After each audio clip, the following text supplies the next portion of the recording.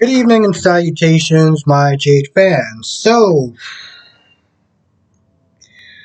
I don't understand, and this is something that just totally went over my head the last time I went up doing my GH review.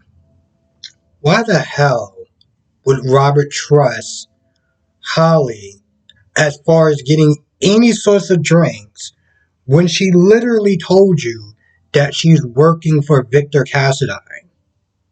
Let's just think about this whole thing for a minute. You know she can't be trusted. You are holding something that a lot of people would kill for. It is literally handcuffed to your arm. And you say, hey, let's just sit there and have some drinks, knock him back a little bit. What's the worst that can wind up happening? Then he's coming out the elevator looking like an idiot, being like, oh, what happened? Bro, you should have been anywhere except for just hanging out at the Metro Court with Diane and Holly just knocking back drinks. So he wakes up and he's all in the fog and he's like, oh, what happened? What's going on? And this, that, and the third. Now, I read the comments and people are just like, they got to be sitting there setting up Victor. They got to be doing that.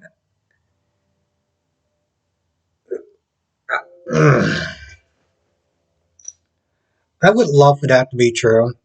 I would love for Robert to not look like a fool. All his years of spy training and everything like that, and on top of the fact that Holly is working for the enemy. I would love to believe that. But with GH and just the way that the way that they've written characters, especially characters that does things that's just very unorthodox, is not really like them. I wouldn't be too surprised if he did not get fooled by Holly for real. Because why not at this point? Now, well, Diane and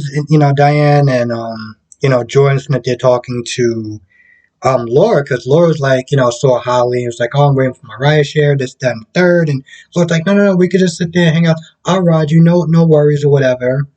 While she's sitting there talking to Jordan, um, Holly pulls out a gun on her, gets out to the side of the road, and Laura's like, all right, so I guess it's the end of the line. You're gonna shoot me, this, that, and third. And Holly's like, nah, it's been enough death. So what she does is she takes the phone and she throws it, or she like puts it somewhere, and then she runs off and takes her car. And I'm just like, what are we doing?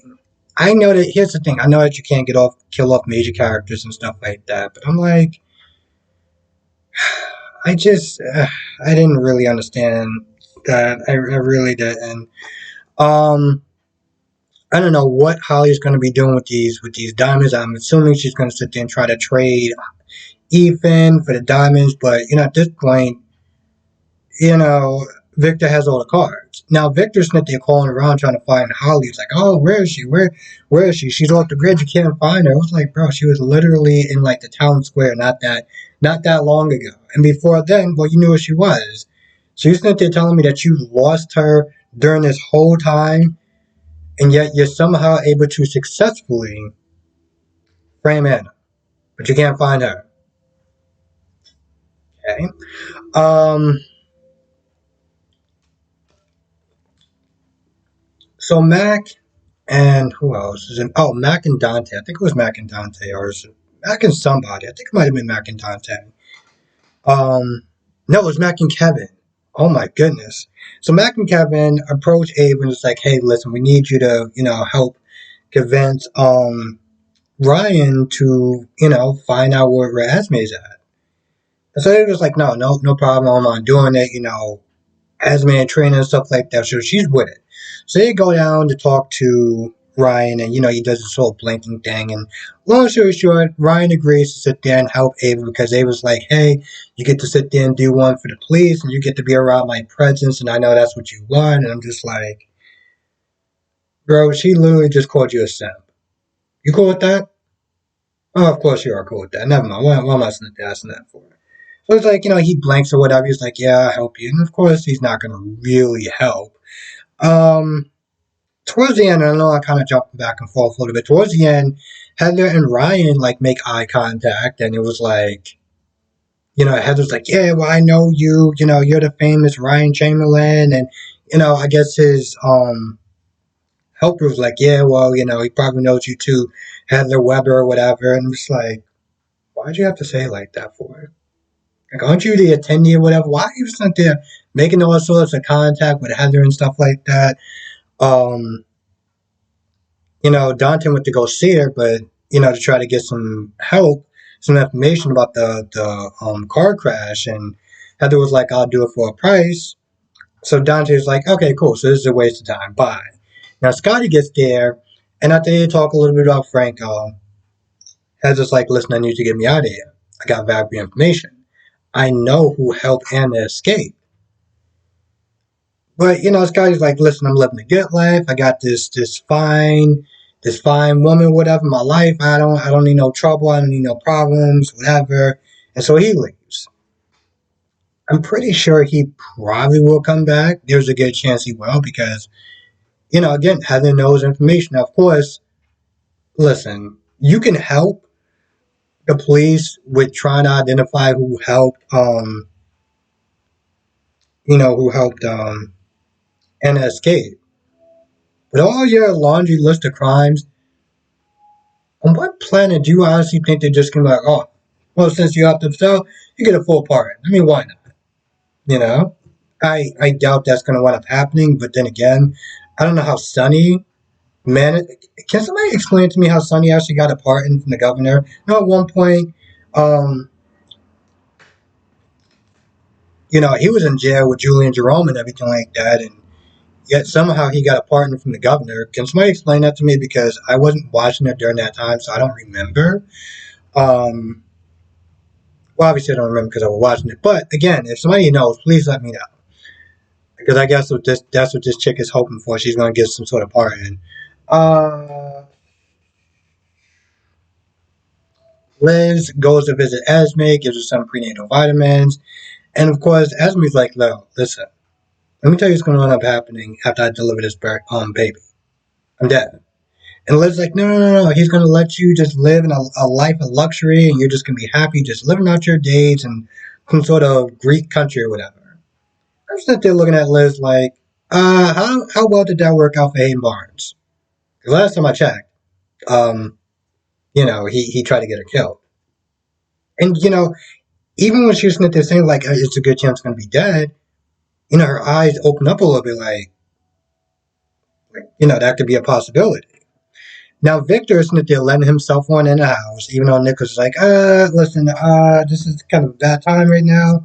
But he just goes on in there, and Liz comes downstairs, and, Liz eventually leaves. Well, Victor goes to make a call, and Liz is like, yo, what are we going to do? We got this guy here, and, like, I'm sitting there trying to cheat this woman. Like, how are we gonna make this whole thing work out?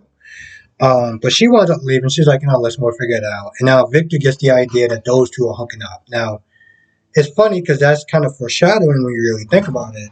I mean, I doubt this whole.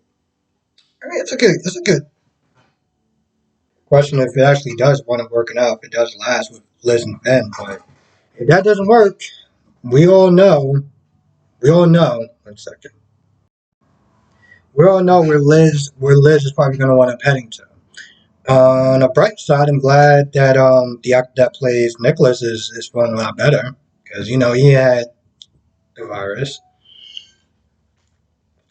Um, so he's feeling a lot better. So he came back to work. He's good. Um, yeah, Victor Smith did thinking that those two are up to something, which again I feel like is foreshadowing because they probably will be up to something at some point. So Esme Smith, you're trying to think of ways she can get out of the situation, and of course she, has her conscience, and one of her conscience is Ryan, and Ryan's like, listen, you need to sit there and not be healthy. You have leverage, use it. All you have to sit there and do is make sure that you are unhealthy enough, because and know you have leverage, use it. So he was like, you need to sit there and dump those prenatal vitamins or whatever. She does, but she keeps like a few just, just in case. Um, I'm thinking about that. And this is why when I made the video, when I was doing a live stream, I asked, do you feel sorry for Esme? Now, a lot of people said no, obviously. Esme done some really terrible things. The whole revenge, sex tape, um, probably Paul Haggerty or Oz Haggerty or whatever that guy's name was. I don't know if she actually killed anyone else. I mean, listen, don't get me wrong. A life is life, and Oz, he didn't deserve to die, or whatever. But let's not sit there try to act like he was living some sort of squeaky clean life or whatever. He knew exactly what he was getting involved in when he was out there doing his little dirty deeds or whatever. So, eventually, in his line of work, he was gonna want to get in pop sooner or later. I'm just saying. And with that being said, this is why I sit there and ask the question. Do you feel sorry for Esme? I mean, she is there taking care of the baby in her own twisted little way. Kind of. I mean, the chick is on contract, so I feel like she could get a redeeming arc story if that's what the writers want to do. And just to go off tangent for a little bit, I felt like they wanted to try that with Nell. They wanted to originally try that with Nell. They was like, no, we need a villain. We need somebody that's going, that we can love to hate, because apparently that's still a thing. So they just want to making her a full-on villain, which she just became one note. But I feel like with Esme, there's a good chance that, they can want to try to redeem her in some sort of ways. And, if they can redeem Franco, they can redeem her. In their own way, if they can redeem Todd, they can redeem Esme. Hmm. I feel like that's about it. This episode was pretty flat, considering. Like even with the Ava and Ryan stuff. It's like, yeah, it was nice just seeing them together and seeing the scene set up, but it's like, it's a lot of setup. There's a lot of build up. Like even Jordan being there today, they could have just had anyone there. And by the way, now Jordan and Diane know that Holly's up to no good, and knowing that Holly is the one that robbed Robert. I had to think about that for a minute, because I was like, I knew I forgot something in this episode, but this episode was like if you're watching all four soap operas, go with Days first. You can go with Y&R second, and maybe even B&B. Maybe B&B second, but GH was definitely not the top of the food chain today. It really was not. You can just watch my review. You can watch Brock TV's or Lanikia's review and be all caught up, and you can save yourself a whole hour, 30 minutes, however long. They like to play it on Hulu, and if you're watching on demand, well, I feel bad. I feel bad for you. Anyway, with that being said, I'm going to go. I want to thank you for watching. Be safe. Let me know your thoughts in the comment section below. And I'll see you in the next video.